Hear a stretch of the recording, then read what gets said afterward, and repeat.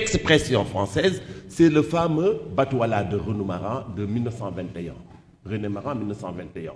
Mais après la publication de ce Batouala de René Maran, arrivent d'autres productions. L'on se rappelle le roman Les Trois Volontés de Malik, réédité par Pape Samba Badji. On se rappelle aussi le roman de l'ancien tirailleur Force Bonté. Et Force Bonté, écrit par un ancien tirailleur du nom de Bakary Diallo, faisait l'éloge de la France, voilà, qui est présentée comme une mère bienveillante, qui apporte les lumières de sa civilisation à ses filles que sont les colonies d'Afrique, dont le Sénégal.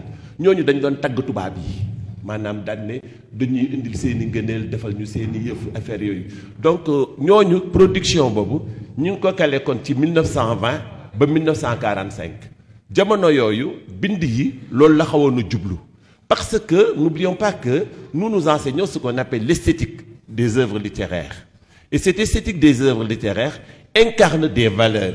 Nit ñi dañ koy xaw a fàtte. Benn livre doo ko lire muy prôné naan nañu bon wala nañu def lu bon. Derrière chaque livre, il y a une certaine philosophie, il y a une certaine reconnaissance. D'ailleurs, les titres donnés tantôt montrent que cette préoccupation est toujours la même.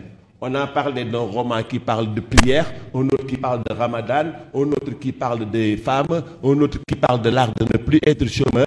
Donc le roman a été, l'écriture a été toujours une sorte de soleil, pour parler comme dans l'hymne national, soleil sur nos terreurs, soleil sur nos espoirs, donc de lumière qui éclaire le chemin des peuples. Donc première production boobu dafa dem ci 1920 ba 1945 loolu lañ doon bind. beneen bi ñu daal di koy daggee ci 1945 mu wutali 1960 bu ñu waxee 1960 xelu ñëpp day dem ci indépendance diggante boobu 1945 beneen at bi lu ñu xewoon boo ci dindee benn at daal di xalaat caaro yi da lay jox contexte historique bi. Donc à cette période est un roman qui entre en conflit avec l'autorité coloniale et qui revendique ndax gars yi guerre woon na ak ñoom. C'était comme si ñu leen doon wax ni yéen de bu dul woon ak ñun ñetti fan leen Hitler may dugal leen ci biteen comme que jàppale nañ leen nag ba ngeen génn ci Hitler ñu ñëw ci suñu réew yi ñun itam jox leen ñu suñu indépendance.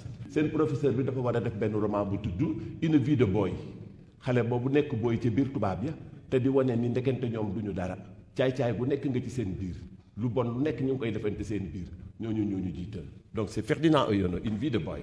Et maintenant donc le roman va et débouche en 1960. 1960, qu'est-ce que Amadou Kourouma a dit? Les indépendances tombèrent sur l'Afrique comme une nuée de sauterelles. Ça marque l'arrivée des indépendances.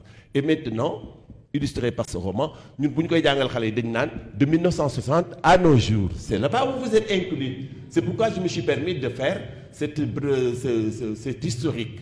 Donc de 1960 à nos jours, donc à 1925 et plus. Yéen ñii livre yi tegu fii yëpp ci ngeen bokk.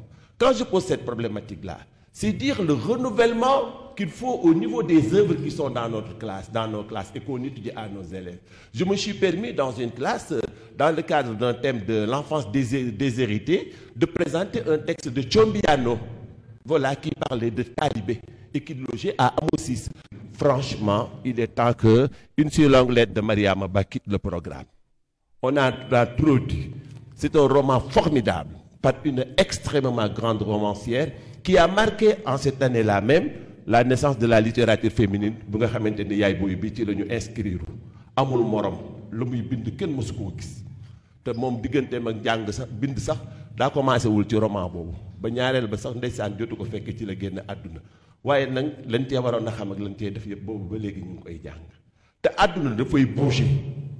loolu moo tax ni problématique yi am ci école bi nii ak kii parce que je ne cesse de le dire je ne suis pas en divagation je suis toujours dans le thème parce que tout livre véhicule les valeurs de sa contemporanéité et pour plonger dans cette valeur il faudrait se brancher. On parle de mouvement des idées donc on ne peut pas éduquer